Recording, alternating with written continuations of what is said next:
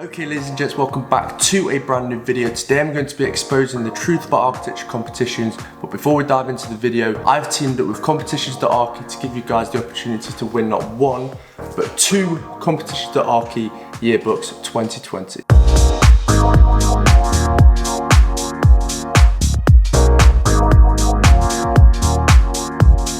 The Competitions.archi website is the best place to find architectural competitions across the globe. Competitions.archi created their first issue of the yearbook, which showcases 12 awesome architecture competition winning submissions and shared some great inspiration. However, the 2020 edition has taken a level up. The second issue showcases 10 of the most inspiring and interesting architectural competitions of 2020, but with a focus on the why and the process behind the winning competition submission. Every winning submission was asked one question: what made you win? With a focus to understand the design process behind all winning submissions. Sketches, drafts, detailed descriptions and thinking processes are all included alongside every submission. The issue also includes 3 exclusive interviews where guests highlight the importance and meaning of participating in architectural competitions and its influence on the development of architecture. Right here, right now, you guys have the opportunity to win not one, but 2 of these competition yearbooks here on this YouTube channel or over at my Instagram. So to enter for one of these books right here, right now on this YouTube channel, you must subscribe to this channel,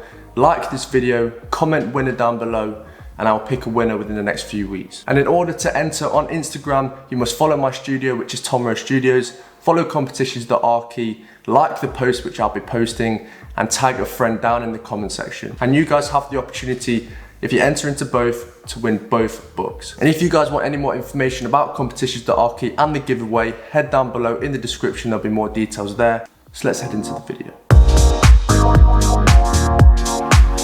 And into the main portion of the video, discussing and exposing the truth about architectural competitions. And I'm going to dive a little bit deeper into this yearbook by Competitions.archi. So like I've already mentioned, this book is really interesting because it contains interviews about the submissions that really kind of dive deeper into the processes and the thinking behind each of the projects and exactly why they think they won and how successful they did. So I'm going to look through 3 projects in this book and understand a little bit more about the back end story of the project. As I flick through this book, there's absolutely unbelievable work in here. This stuff is really, really awesome. And I'm just gonna flick through and pick 3 projects that kind of catch my eye. Okay, so the first prize winner of the year without a winter by, I'm gonna try and pronounce these names, Tamas Fischer and Carlotti Comenetti. I might just stick to just discussing the titles. But these 2 people are from Hungary and Italy. And this looks like a really interesting project off the bat. Just flicking through, this looks really cool. And let's just read a little bit more into it. Some really cool visuals and illustrations and renders. And as you flick to the back, it tells you, it gives you the interview answers. So, the question here, how we won that competition. So straight off the bat, the first thing they say is that the first steps that they should take was to outline the main topics and matters of our story. The Year Without a Winter is a story about isolation, about humanity that has lost hope and motivation. We wanted to talk about the near future and the extreme moment when you think there's nothing left to do. Almost kind of relevant to the current situation with the pandemic. So instantly off the bat, the authors here highlight the importance of kind of creating a narrative in the story of the project before even diving into designing or doing any iterations. Personally, for me, I always think it's really important to have a story alongside every single process of the project to make sure that everything that you are doing is kind of lining with the story and the narrative of the project. We develop the narrative and illustration simultaneously, trying to balance words and images and leaving the readers enough freedom to wonder what causes and consequences, space and time. So it's definitely just leaving us guessing. When you're looking through these visuals and these illustrations from these authors, I think you really do start questioning what on earth is this about. But I think that's really interesting about a competition because you want to be able to give the reader an opportunity to dive deeper and to really start questioning things about the project. And then at the back here, they're actually going into some more detail on the processes of how they actually constructed some of the visuals and the 3D elements, and information here about the illustration techniques themselves. It says here, all 5 illustrations were made in 3D using basic modeling techniques. The terrain models was referred from real Google Earth information using a height map. The rendering was made in Corona Render engine, and except from the environment fog and the dust patch in front of the car on the first illustration, nothing else was post-product in Photoshop. So all of these visuals here were created from a 3D render, which is absolutely unbelievable. Obviously, as an architecture student, you go through the processes of putting together a render, and most of the time you always have to kind of touch them up into Photoshop to clean them up a little bit. But this project here shows that they use the entire 3D modeling softwares to create these renders, which means that their model was to top level and it was literally perfect. Okay, diving into project numero 2, we're just gonna flick through again. So another first prize, the Windows of High Version. Apologies if I've absolutely butchered. I'm just really bad at pronouncing things. By authors from New Zealand. This looks like a really kind of moody project. Firstly, they mentioned choosing a competition and the importance of choosing the right competition for you as a person and to showcase your personality and skills and your interests within the profession. So it says here, we've always been fascinated and inspired by architecture, and from time to time we'd like to challenge our ideas through competitions. Both of our work, full-time or different architectural practices, where our ideas and the design processes are guided by our mentors. We find these competitions are an excellent opportunity for us to see what we can do on our own. Without any guidance or influence, we believe it's important to select a competition that excites you and which you can relate to. The question we tried to answer was how we could harmoniously place a building into such a beautiful and vast area, and how this could actually add something extra to the visitor's experience.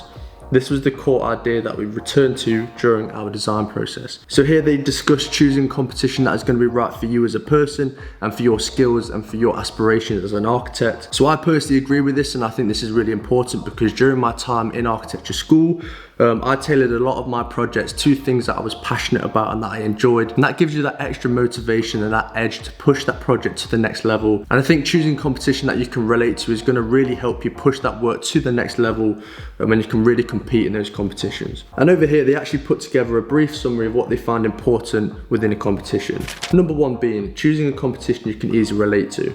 Number 2, start to think about the visuals and the presentation boards from the beginning. Number 3, try out as many different options as you can. If you work in a group, question others and also your solution. Sometimes even after months of design, you might have to start all over again. And as an architecture student, and all architecture students watching this, we all know that has happened many a time. So I don't think that should be any different within competitions. Number 4 being, don't be afraid to use reference images, as long as you can integrate them nicely into your design. Number 5, be brave and experimental. I think that's a really important final point. And now into interview number 3. We're gonna flick through again. We're gonna find something that looks interesting. Let's look at this one here. Priscina Mirabilis, by 2 Italian authors or Italian designers. So these are some really cool, kind of very simple but effective drawings. I sometimes think when a drawing is really basic and it's got a simple kind of color palette, it really makes it pop on a page. So when these answer the questions of what made them win the competition, in the back here they actually have some general advice, and the first thing that they would recommend is certainly to carry out extra university projects. Taking part in competitions during the university period is useful because you were confronted with a project without the suggestions/reviews of the professors, who often unconsciously become a refuge from the first indecision or design problems. And I think that's a really important one because within competitions, essentially you've got free reins and you can do essentially whatever you want. Obviously, apart from you've got to follow the brief, but you don't have a mentor there or a tutor there to kind of guide you in a certain direction. So you're making all the decisions by yourself. The fact of having dedicated oneself to personal projects is certainly a plus because it can make a difference. And I'm assuming they're saying making a difference in terms of coming to jobs or going to universities. It shows that you've got that extra edge in your work and your kind of studies to show that you're kind of taking your work up to that next level by entering competitions. And then a bit of information about the project itself and the process. The best advice we can give on the design process is to certainly start from a strong idea and creating a strong narrative at the start of the project. We do not pretend to say that this is the best method or the only one that works, but it's certainly something that belongs to us deep down. We both really believe that finding a strong idea behind the project is really fundamental in order to make it a good project. For this reason, the advice is to think a lot about the message you want to convey with the project and to move on to the design phase only once it has been really well defined. Once we've defined a strong idea that traces the line of the project, the second step is undoubtedly to look for design references. As mentioned above, we are convinced that the references are a fundamental tool. Obviously, it's not a question of copying existing projects, but is reinterpreting their fundamental themes in order to activate a creative process that leads to a new formal result. So yeah, that is the 3 projects that I wanted to dive into and read these interview responses to you guys, so you have a little bit more information about architecture competitions and kind of the back end story to some of the work of these amazing winning submission projects. And if you guys want to read the interviews in full, you can obviously head over to Competition.archi and pick up a book yourself, or of course get involved in the giveaway, which is obviously on this YouTube channel or over at my Instagram at Tom Studios. And yeah, that is going to be a wrap on today's video. I hope you enjoyed it. If you haven't yet already, make sure you hit that thumbs up button, hit that subscribe button, hit that notification bell, and I'll see you next time.